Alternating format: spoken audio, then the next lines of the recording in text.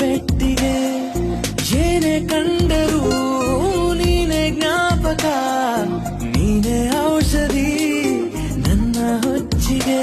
ತೆರೆದು ನೀನು ಮುದ್ದಾದ ಅಧ್ಯಾಯ, ಸಿಗದೇ ಇದ್ರೆ ತುಂಬಾನೇ ಅನ್ಯಾಯ.